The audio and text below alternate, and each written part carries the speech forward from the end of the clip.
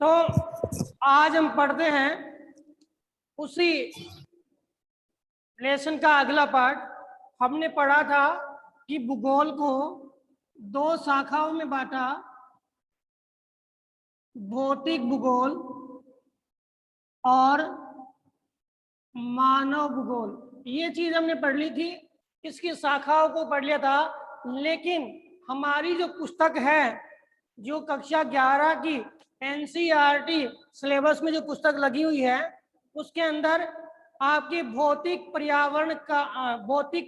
पर्यावरण के मूल सिद्धांत या भौतिक भूगोल के मूल सिद्धांत पुस्तक में हम समस्त जो पार्ट है वो किससे रिलेटेड पढ़ेंगे? भौतिक भूगोल से रिलेटेड पढ़ेंगे। तो हमारे पाठ्यक्रम को हम स्टार्ट करते हैं। हमने भूगोल का सामान्य परिचय जाना, भूगोल की शाखा जानी, उद्देश्य जाना, प्रकृति जानी। अब शाखा, उद्देश्य, प्रकृति के बाद भौतिक भूगोल की एक शाखा, क्या नाम है? भूगोल की एक शाखा, क्या? भौतिक भूगोल। इसका अध्ययन हम अपने पाठ्यक्रम के अनुसार करेंगे। तो सबसे पहले मैं बात करूं कि भौतिक भूगोल के जनक, बेटा लिखते जाना ये चीज, पोसिडोनियस। तो आपका प्रश्न बन गया कि भौतिक भूगोल के जनक कौन है? तो पोसिडोनियस है। ठीक है। अब मैं ओबीटी में हर प्रत्येक प्रश्न थोड़ी डाल सकता हूँ, ओबीटी में प्रत्येक प्रश्न थोड़ी, यहाँ पे छोटे छोटे प्रश्न जो है मैं लिखवा रहा हूँ, तो आप तुरंत नोट कीजिए। ठीक है। जैसे भूगोल के पिता हेकेटियस है, मानव भूगोल के पिता फ्रेडरिक रेडजेल है, और वैसे ही आपके भौतिक भूगोल के जनक कौन है? पोसिडोनियस है। पुस्तक का नाम है द ओशियन। द ओशियन में इन्होंने भौतिक पर्यावरण के समस्त प्रतिरूपों का अध्ययन प्रस्तुत किया। इस कारण से इन्हें हम भौतिक भूगोल के जनक कहते हैं। कहाँ के हैं साहब? फ्रांस के हैं। कौन? पोसिडोनियस। अब हम सबसे पहले देखो, हमने सब कुछ पढ़ा है पहले, कोई प्रॉब्लम नहीं है, क्योंकि भौतिक भूगोल की परिभाषा हमने जानी है। भौतिक पर्यावरण के अध्ययन को, भौतिक पर्यावरण के अध्ययन को भौतिक भूगोल कहते हैं। यह अध्ययन किसके परिप्रेक्ष्य में किया जाता है? यह अध्ययन मानव के परिप्रेक्ष्य में किया जाता है। परिप्रेक्ष्य का मतलब है मानव के संदर्भ में किया जाता है। तो ये परिभाषा आप बिल्कुल ढंग से ध्यान से समझ लें, क्योंकि सामान्य सी बात है, भौतिक पर्यावरण का अध्ययन भौतिक भूगोल है, मानवीय पर्यावरण का अध्ययन मानव भूगोल है। लेकिन भौतिक पर्यावरण को हम मानव के परिप्रेक्ष्य में और मानवीय पर्यावरण को हम भौतिक पर्यावरण के परिप्रेक्ष्य में पढ़ते हैं। यही भूगोल की इन दोनों शाखाओं के मध्य क्या है? अंतर संबंध है। पहले की बात करें तो पहले भूगोल में इन दोनों शाखाओं को पढ़ा जाता था, लेकिन जब तक मानव भूगोल का विकास नहीं हुआ था तब तक भूगोल की एक ही शाखा प्रमुख मानी जाती थी। वो क्या थी? भौतिक भूगोल। एक ही शाखा प्रमुख मानी जाती थी, वो क्या थी? भौतिक भूगोल। इसी में भूगोल के सारे संबंधों, सारे तथ्यों और सारे अध्ययन को समाहित किया जाता था। कौन सी शाखा में? भौतिक भूगोल में। अब हम बात करें कि पहले भौतिक भूगोल का जो विकास है, उससे पहले भौतिक भूगोल किसके रूप में पढ़ी जाती थी? वो उससे पहले भौतिक भूगोल आपके भौतिक विज्ञान के रूप में पढ़ी जाती थी, आपके फिजिक्स के रूप में पढ़ी जाती थी।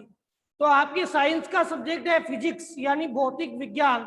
इस भौतिक विज्ञान से जुड़े जो सिद्धांत है, उन सिद्धांतों को हम कौन सी शाखा में पढ़ते हैं? भौतिक भूगोल में पढ़ते हैं। भाई, गुरुत्वाकर्षण क्या है, चुंबकत्व क्या है, किस प्रकार से ग्रेविटी प्रभावित कर रही है, किस प्रकार से निर्माण कर रही है, तो जितने भी सिद्धांत है, वो सिद्धांत जो आपके फिजिक्स में है, उन सिद्धांतों का अध्ययन हम भौतिक भूगोल में करते हैं। किस में करते हैं? भौतिक भूगोल में करते हैं। बताओ, समझ में आया कि नहीं आया? समझ में आया? आ गया सर। ठीक है। Yes sir. जैसे आप साइंस लेकर के और फिजिक्स सब्जेक्ट को पढ़ो, उसी प्रकार हमारे भूगोल विषय को लेकर के आप भूगोल का, भौतिक भूगोल का अध्ययन करें। वो सिद्धांत लगभग क्या है, समान से ही है। उसमें न्यूमेरिकल आते हैं, हमारे न्यूमेरिकल नहीं आते, बाकी सिद्धांत लगभग क्या है, मिले हुए है। ठीक है। अब हम बात करते हैं भौतिक भूगोल की परिभाषा, प्रकृति और विषय क्षेत्र। तीन बिंदु हमारे पढ़ेंगे, एक तो है परिभाषा, एक प्रकृति और एक विषय क्षेत्र। तो मैं भौतिक भूगोल की जो परिभाषा आपकी बुक में दी हुई है, एक ये बोल सकते हैं व्यापक परिभाषा है, जो पूरे भौतिक भूगोल के समस्त अर्थ को समाहित किए हुए है। परिभाषा आपकी बुक में है कि भौतिक भूगोल है, भौतिक भूगोल है, उसमें भूमंडल, परिभाषा समझना बेटा, सारा भौतिक भूगोल का स्वरूप समझ में आ जाएगा। और हमारे लेसन है, आपको पहले बताया मैंने, एक एक लेसन जो हमारी बुक में दिए हुए हैं वो सारे भौतिक भूगोल से रिलेटेड हैं, और उनको हम सभी लेसनों को इनमें देखेंगे इस परिभाषा में। तो भौतिक भूगोल में भूमंडल, भूमंडल क्या हुआ बेटा, हमारी पृथ्वी का वह भाग जिस पर हम रहते हैं, वह भाग जिस पर हम रहते हैं, और उस भाग से रिलेटेड कौन सी जानकारी प्राप्त करेंगे, हम भूआकृतियों का अध्ययन करेंगे, और उनके निर्माण का, यानी प्रवाह कैसे कैसे भूआकृतियां बनती है उसका अध्ययन करेंगे, और इन भूआकृतियों का उच्चावच कैसा है उसका अध्ययन करेंगे। किसमें बेटा, भूमंडल में। तो भौतिक भूगोल भौतिक पर्यावरण का अध्ययन है, जिसमें हम किसका अध्ययन करते हैं बेटा, भूमंडल का अध्ययन करते हैं। किसका अध्ययन करते हैं, भूमंडल का अध्ययन करते हैं। भूमंडल में कौन कौन से बिंदु लेंगे, भूआकृतियां जो हमारे आसपास में बनी हुई है, आप सब जानते हो, पर्वत, पठार, मैदान, नदियां, घाटियां वगैरह, जो भी स्थलाकृतियां है उनका अध्ययन हम भूमंडल में करेंगे। इसके निर्माण की प्रक्रिया, प्रवाह है यानी निर्माण की प्रक्रिया और उचावच, और उचावच का मतलब यह है जो निर्माण है वो कैसे है, पर्वत कैसे है, पठार किस प्रकार से बने हैं, पर्वतों की आकृति कैसी है, पठारों की आकृति कैसी है, मैदान किस प्रकार से बने हैं, उनकी आकृति कैसी है। तो ये सारा प्रोसेस है, ये सारी जो स्थलाकृतियां है और उनके निर्माण की प्रक्रिया और कैसे निर्माण हुआ है, वो ये सारा हम किसमें पढ़ते हैं, भूमंडल में पढ़ते हैं, जो भौतिक भूगोल का एक पार्ट है। और हमने पढ़ा है, अरे हमने पहले भी तो पढ़ा है भू आकृतिक विज्ञान, भौतिक भूगोल की शाखा है क्या, भू आकृतिक विज्ञान, जिसके अंतर्गत हम समस्त भू आकृतियों के प्रवाह है यानी निर्माण और उचावच को पढ़ते हैं। इसके अलावा वायुमंडल, भाई वायुमंडल, भौतिक भूगोल के हम क्षेत्रों की बात करें, उपक्षेत्रों की बात करें तो चार है, जैव, वायु, जल, आपके भूमंडल, ये चार है। स्थल मंडल बोल दो या भूमंडल बोल दो, बात एक ही है। ठीक है। तो वायुमंडल में क्या क्या पढ़ेंगे, किस किस के बारे में पढ़ेंगे, तो सबसे पहले वायुमंडल की संरचना कैसी है, संरचना कैसी, परतीय संरचना, वायुमंडल के संगठन की क्या रूप है, यानी तत्व कैसे कैसे है। भाई वायुमंडल में हमने पढ़ा है पहले भी कि तीन प्रकार के तत्व है, एक तो क्या है आपके जलवाष्प है, एक धूल के कण है, एक गैस है। ठीक है। तो वायुमंडल की संरचना, वायुमंडल का संगठन, वायुमंडल के तत्व, मौसम पढ़ा ना, मौसम क्षणिक गतिविधियां। ठीक है। मौसम के बाद जलवायु, जलवायु पढ़ा हमने कि लंबी मौसमी गतिविधियां क्या होती है, जलवायु, जिसको किसी स्थान पर हम काफी लंबे समय तक वायुमंडलीय तत्वों की उपस्थिति के आधार पर या मौसमी गतिविधियों के आधार पर जानते हैं। इसके अलावा तापक्रम, तापमान का बढ़ना कैसे मिलता है, कैसे ताप कटिबंध बनते हैं।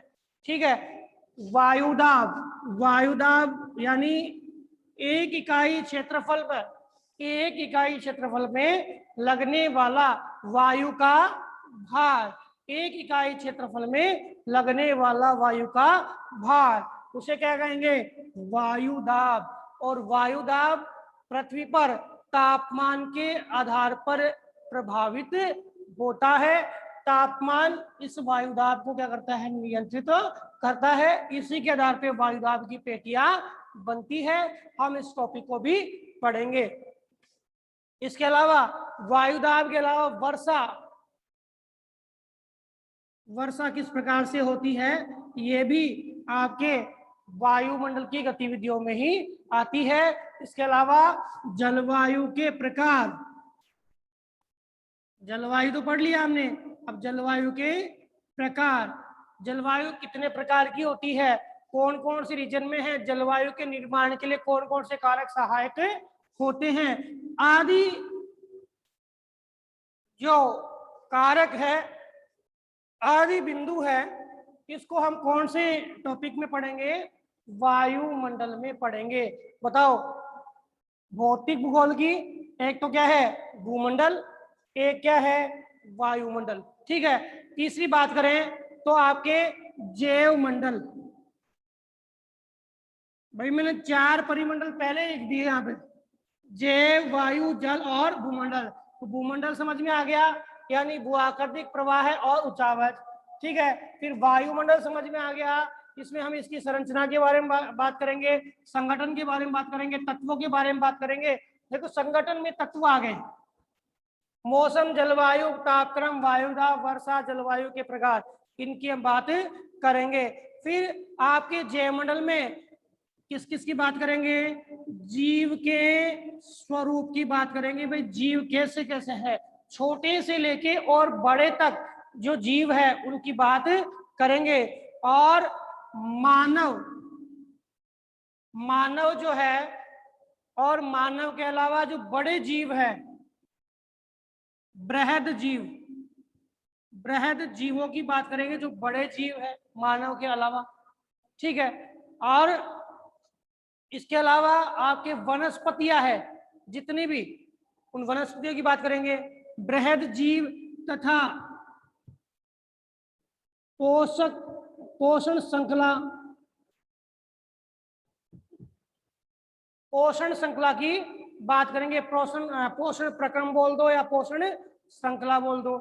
इसके अलावा हाँ, पोषण श्रृंखला में बेटा जैसे उदाहरण दिया हुआ है, आपने पढ़ा है खाद्य श्रृंखला। क्या होती है खाद्य श्रृंखला, देखो फूड वेब या फूड सिस्टम, जब प्रथम उपभोक्ता, द्वितीय उपभोक्ता, तृतीय उपभोक्ता ये होता है। हमने पढ़ा है पारिस्थितिक तंत्र, एक बार वापस समझ लीजिए। इकोलॉजी सिस्टम क्या है, जैविक व अजैविक तत्वों के बीच में क्या है, अंतर संबंध। ये बेटा क्या होता है, पारिस्थितिकी तंत्र। जैविक और अजैविक तत्वों के बीच में अंतर संबंध क्या होता है, पारिस्थितिकी तंत्र। ठीक है, इसमें आपके अजैव कौन से हैं, अजैव है जल, सूर्य का ताप, गैसें, खनिज, ये तो बेटा अजैव है। जैव क्या है, वनस्पति, जीव जंतु, प्राणी, मानव, ये क्या है जैव है। तो इनका, इनके साथ संबंध ही क्या है, पारिस्थितिकी तंत्र कहलाता है। और यही क्या करते हैं बेटा, खाद्य श्रृंखला का निर्माण करते हैं। इन अजैव तत्वों से मिलकर आपके क्या बनते हैं, उत्पाद बनते हैं। उत्पाद, उत्पाद यानी वनस्पति को हमने क्या बोला है, उत्पाद का है। उत्पाद क्या है, वनस्पति। इस वनस्पति को खाता है शाकाहारी, ये फर्स्ट आपका कंज्यूमर हो गया, पहला उपभोक्ता। फिर इसको खाता है मांसाहारी, और इसको खाता है चरम मांसाहारी। ठीक है, तो इस कड़ी को जो उत्पाद से एनर्जी ट्रांसफर करती है फर्स्ट में, सेकंड में और थर्ड में, इस कड़ी को, इस श्रृंखला को हम कहते हैं खाद्य श्रृंखला। क्या कहते हैं? खाद्य श्रृंखला। तो समझ में आ गया? क्या हुआ बेटा? सर चरम मांसाहारी क्या होता है? चरम मांसाहारी होता है बेटा जो केवल मांस का ही भक्षण करता हो। क्या? जो केवल मांस का ही भक्षण करता हो वो चरम मांसाहारी है। मांसाहारी जो है मांस खाता है लेकिन वो शाक भी खाता है, मतलब वनस्पति खाता है, लेकिन चरम मांसाहारी केवल क्या खाएगा? मांस ही खाएगा। ठीक है, ये वनस्पतियों को अपना खाना बना सकता है, कौन? ये वाला। लेकिन ये क्या करेगा? मांस ही खाएगा। जैसे शेर क्या है? मांस ही खाएगा। लेकिन कुछ जानवर ऐसे हैं जो मांस भी खाते हैं और शाकाहारी भी। ठीक है, और शाकाहारी जो केवल, आ गया समझ में? आ गया क्या? क्या नाम है? चंचल। Yes sir. आपकी तरफ से आवाज आ रही है, समझ में आ गया क्या? Yes sir. ठीक है, तो ये है बेटा खाद्य श्रृंखला। ठीक है, तो परिभाषा है बेटा, इस परिभाषा में पूरा जितना भी विभाग है आपके भौतिक भूगोल अनुसार आ गया। फिर पारिस्थितिकी खाद्य श्रृंखला, एक शब्द दिया हुआ है पारिस्थितिकी प्रांचल। पारिस्थितिकी प्रांचल क्या है? पारिस्थितिकी प्रांचल है। यानी प्रांचल का मतलब यहां होता है बेटा पैरामीटर, यानी हमने पारिस्थितिकी तंत्र में क्या मापदंड माने हैं, क्या मापदंड माने हैं, यानी कौन कौन से क्षेत्रों को हमने जोड़ करके और इकोलॉजी सिस्टम में हमने सम्मिलित किया है, वो होता है बेटा पारिस्थितिकी प्रांचल। और पारिस्थितिकी प्रांचल के आधार पर हम क्या प्राप्त करते हैं? पारिस्थितिकी संतुलन। क्या प्राप्त करते हैं? पारिस्थितिकी संतुलन। तो जैवमंडल में हम जीवों के स्वरूप को पढ़ते हैं, मानव बृहद जीवों तथा पोषण श्रृंखलाओं को पढ़ते हैं। पोषण श्रृंखलाओं में खाद्य श्रृंखला आ गई, पारिस्थितिकी प्रांचल यानी पारिस्थितिकी के कौन कौन से मापदंड है, इसके अलावा पारिस्थितिकी संतुलन को पढ़ते हैं। इसके अतिरिक्त आपका जो अगला मंडल है वो है जल मंडल। कौन सा मंडल है? जल मंडल। क्या बेटा? सर का एग्जांपल देके बताओ। क्या? पारिस्थितिकी प्रांचल का। पारिस्थितिकी प्रांचल का एग्जाम्पल देके बताऊं, जैसे पारिस्थितिकी है, इसमें वनस्पतियों को, जीव जंतुओं को और हमारे अजैविक तत्वों को, इनको क्या है? पारिस्थितिकी का मापदंड माना गया है। ठीक है, पारिस्थितिकी का मापदंड किसको माना गया है? अजैविक तत्वों को माना गया है, वनस्पति जीव जंतुओं को, मानव को इसका मापदंड माना गया है। अगर हम किसी पारिस्थितिकी क्षेत्र के यानी मानव को किसी पारिस्थितिकी क्षेत्र का अध्ययन करें और यहाँ पे हमें यह इनके अंतर संबंधों की व्यवस्था बिल्कुल सही लगे तो क्या है बेटा? पारिस्थितिकी संतुलन है। और यहाँ पर इन जैसे आपके उत्पाद है, फर्स्ट उपभोक्ता है बेटा, सेकंड है, थर्ड है। अगर इस कड़ी में अगर किसी भी कड़ी का रूप कम होता है तो पारिस्थितिकी क्या हो जाएगा? असंतुलन हो जाएगा। तो पारिस्थितिकी प्रांचल का मतलब है पारिस्थितिकी में हमने उत्पाद, प्रथम उपभोक्ता, द्वितीय उपभोक्ता, तृतीय उपभोक्ता के संतुलन को मापदंड माना है। ठीक है, इसके संतुलन को मापदंड माना है। यहाँ पे बेटा उत्पाद भी उतना ही इंपॉर्टेंट है, पहला उपभोक्ता भी उतना ही इंपॉर्टेंट है, दूसरा उपभोक्ता भी उतना इंपॉर्टेंट है और तीसरा उपभोक्ता भी इतना ही इंपॉर्टेंट है। अगर किसी भी श्रृंखला में, जैसे मान लो आप सीडी पे ऊपर जा रहे हो, किसी एक सीडी को उठा दिया तो आपको दूसरी सीडी में जाने में क्या है, बड़ी तकलीफ होगी, ठीक है, या कुछ समय बाद आप जाओगे ही नहीं। वो स्थिति आ जाती है कि अगर मान लो कि द्वितीय उपभोक्ता है वो समाप्त हो गया, तो आप ये जो यहाँ पे ये शाकाहारी है, ये शाकाहारी उपभोक्ता है, उसकी संख्या बढ़ जाएगी, बहुत ज्यादा बढ़ जाएगी। ये बढ़ गई तो ये क्या हो जाएगी, समाप्त हो जाएगी। ये समाप्त हो जाएगी, फिर ये भी समाप्त हो जाएगी, और ये तो अपने आप ही क्या हो जाएगा, समाप्त हो जाएगा। तो सबका महत्व है अपना अपना, सबका महत्व है अपना अपना। तो पारिस्थितिकी जो है तंत्र, उसका मतलब है जैविक और अजैविक तत्वों के बीच में अंतर संबंध, और उसका मापदंड भी जैविक और अजैविक तत्वों को ही माना गया है। किसको माना गया बेटा, जैविक और अजैविक तत्वों को अजैविक।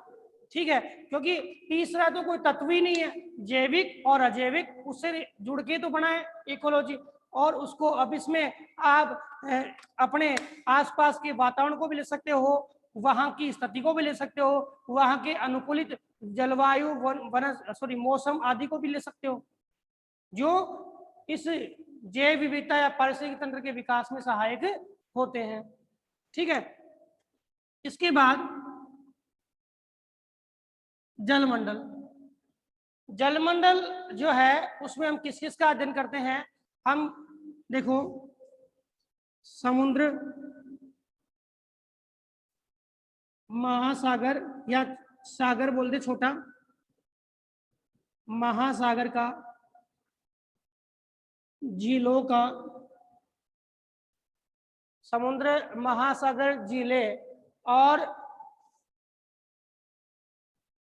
जल परिमंडल सब आ गया।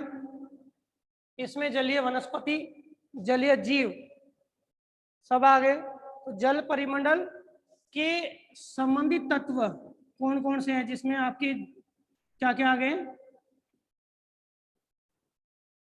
एक तो जलीय वनस्पति आ गई, जलीय जीव आ गई, यानी जलीय पर्यावरण को हमने इसमें शामिल कर लिया। आदि क्षेत्रों के अध्ययन, आदि क्षेत्रों के अध्ययन को समाहित किया जाता है किसमें भाई, किसमें, भौतिक भूगोल में। ठीक है, देखो एक बार मैं रिपीट करता हूं, परिभाषा समझ में आ गई होगी। भौतिक भूगोल में भूमंडल यानी भूआकृतिक, आप राइट डाउन करते जाओ, मैं समझा रहा हूं, मेरे साथ साथ लिखते जाओ, ठीक है। भौतिक भूगोल में भूमंडल यानी भूआकृतिक, भूआकृतियां, प्रवाह, उचावच। वायुमंडल में इसकी संरचना, वायुमंडल के संगठन तत्व, मौसम, जलवायु, तापक्रम, वायुदाब, वर्षा, जलवायु के प्रकार। जैवमंडल में जीव, जीव का क्या स्वरूप है, मानव और बड़े जीव, इनकी जो पोषण श्रृंखला है, जीव, मानव और बड़े जीवों की पोषण श्रृंखला है, जैसे खाद्य श्रृंखला, पारिस्थितिकी प्रांचल यानी पारिस्थितिकी मापदंड, पारिस्थितिकी संतुलन। जलमंडल, जलमंडल में सागर, महासागर, झील, भाई सागर में तो क्या क्या छोटे छोटे जो अपने आंतरिक जो तालाब वगैरह जो भी है वो आगे इसमें, महासागर, झीलें और जल परिमंडल के जो भी तत्व है, जिसमें आपके जैविक और अजैविक दोनों आ गए, इनको हम किस में सम्मिलित करते हैं, भौतिक भूगोल में। और ये भौतिक भूगोल के मूल अंग है, भौतिक भूगोल की मूल शाखाएं हैं। तो भौतिक भूगोल की मूल शाखाएं अगर आपसे पूछ ले, आपसे पूछे अगला प्रश्न, भौतिक भूगोल के उप क्षेत्र बताइए, भौतिक भूगोल के क्या बताइए, उप क्षेत्र बताइए। तो भौतिक भूगोल के उप क्षेत्र है आपके भूआकृतिक विज्ञान,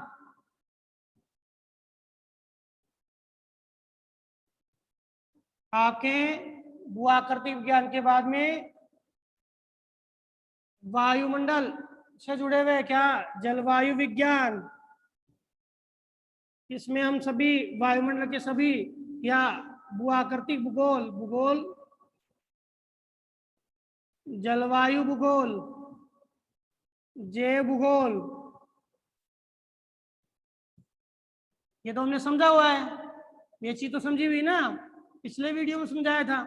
जलवायु भूगोल क्या है, जैव भूगोल क्या है, और आपके सामुद्रिक भूगोल, उपक्षेत्र।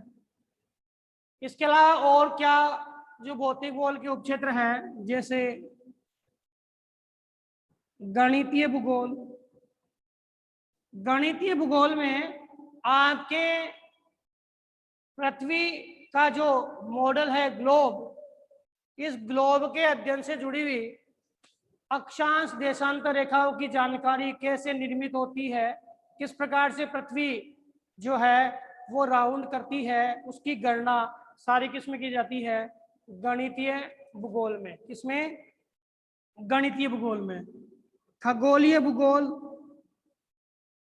इसमें सूर्य, हम अगला जस्ट लेसन जो अपना है वो इसी से रिलेटेड है। इसमें हमारा सौरमंडल है, सौरमंडल के अलावा जो भी प्रमुख तारे हैं, पृथ्वी की गतियां है, पृथ्वी का और पृथ्वी के साथ साथ समस्त ग्रहों की स्थितियां है, उनका अध्ययन हम किस में करते हैं? खगोलीय भूगोल में करते हैं। ग्रहों की स्थिति के बारे में हम किस में अध्ययन करेंगे? खगोलीय भूगोल में करेंगे। ठीक है, तो भूगणितीय भूगोल, ये गणितीय भूगोल आ गई ना, तो ये शाखाएं भी किसकी है? आपके भौतिक भूगोल की उप शाखाएं है। तो गणितीय भूगोल है, खगोलीय भूगोल है, सामुद्रिक भूगोल है, जैव भूगोल है, जलवायु भूगोल है, भूआकृति भूगोल है। यहाँ तक तो आपको समझा दिया था। इसमें जितनी भी अक्षांश देशांतर रेखाएं उनका निर्माण है, या पृथ्वी के जो स्थिति है, अवस्थिति है, उसका निर्धारण है, वो किस में करते हैं? भूगणितीय भूगोल में। खगोलीय भूगोल में हमारे ब्रह्मांड से जुड़े हुए जितने भी तथ्य हैं उनकी जानकारी हम किस में लेते हैं? खगोलीय भूगोल में। तो ये भी किसकी शाखा है बेटा? ये भी भौतिक भूगोल की शाखा है। इसके अलावा हमने पढ़ा है पारिस्थितिकी भूगोल, इसमें जैव भूगोल का अंग आ गया। क्या? पारिस्थितिकी भूगोल।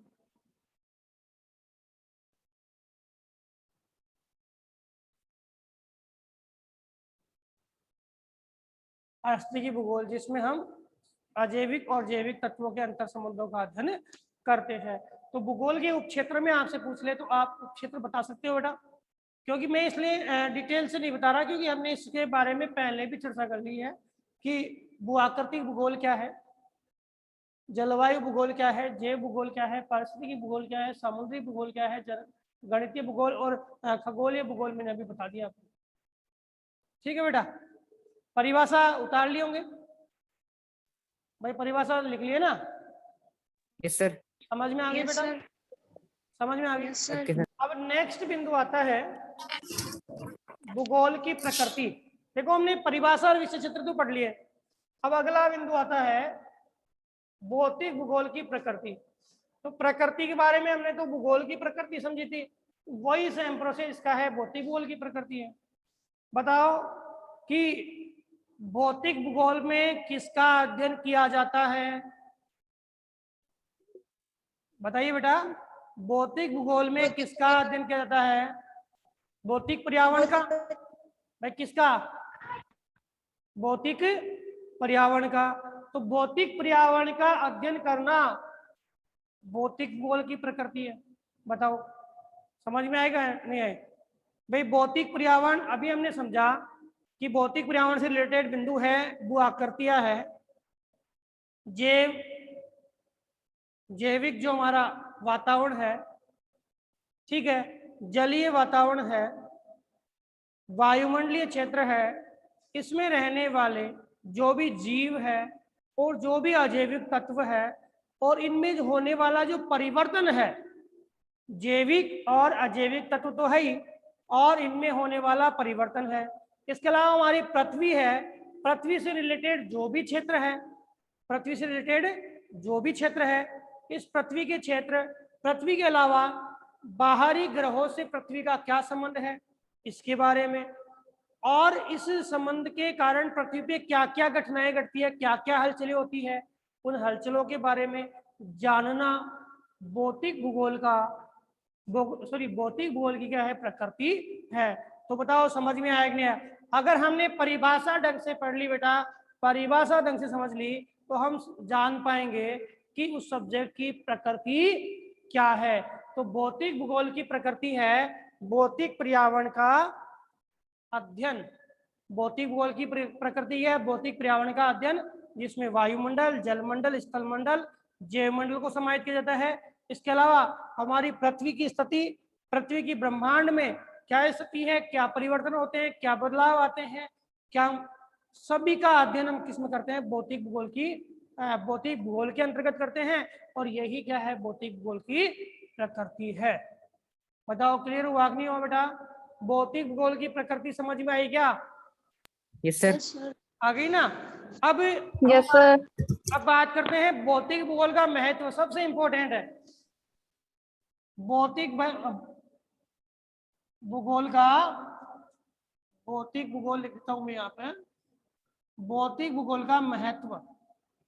देखो सामान्य सी बात हम करें, उद्देश्य की बात कि भौतिक भूगोल का उद्देश्य क्या है, तो देखो हमने भूगोल के उद्देश्य की बात की थी कि भूगोल का उद्देश्य हमारे आसपास में जितने भी संसाधन है उन संसाधनों का ज्ञान प्राप्त करना, उन संसाधनों के ज्ञान को मानव तक पहुंचाना, मानव उस ज्ञान को प्राप्त करे, प्रदेश का विकास करे और राष्ट्र का विकास करे। यह उद्देश्य था भूगोल का। क्योंकि भूगोल के उद्देश्य में रिचर्ड हॉवर्ड ने कहा कि भूगोल का उद्देश्य भूगोल के अपने विविधता, पृथ्वी के विविधतापूर्ण लक्षणों का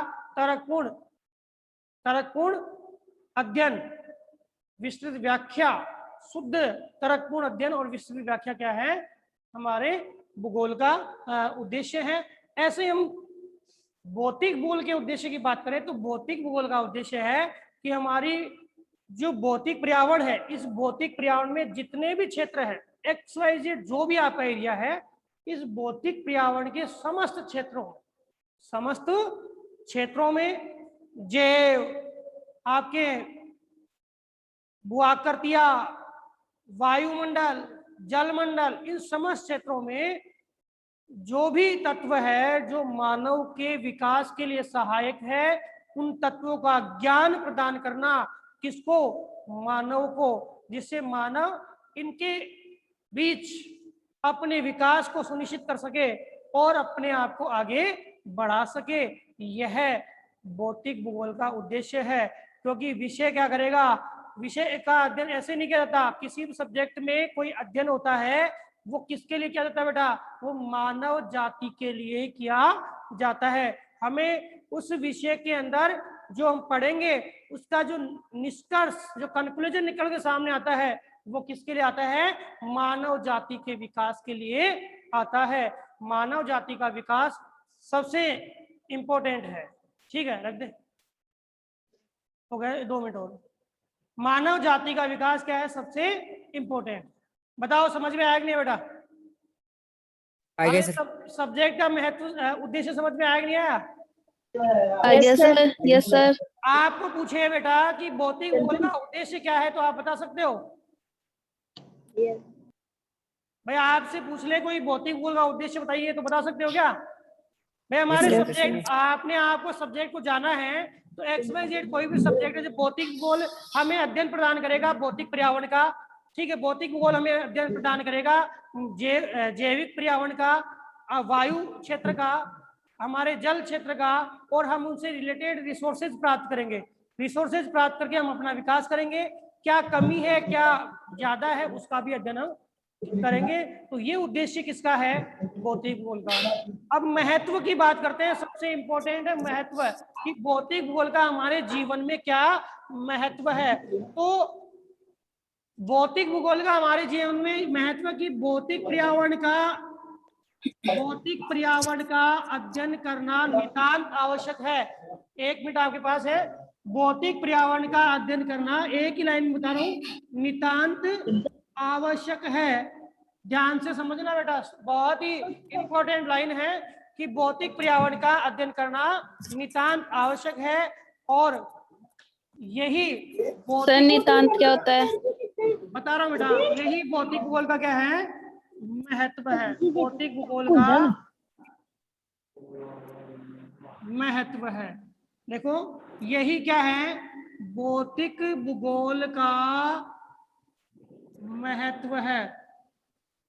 नितांत का मतलब बहुत जरूरी, बहुत जरूरी, कंपल्सरी। यानी भौतिक पर्यावरण जिसमें हम रहते हैं, अगर उसके बारे में हम नहीं जानेंगे तो हमारा जीवन इस पर्यावरण में असंभव है।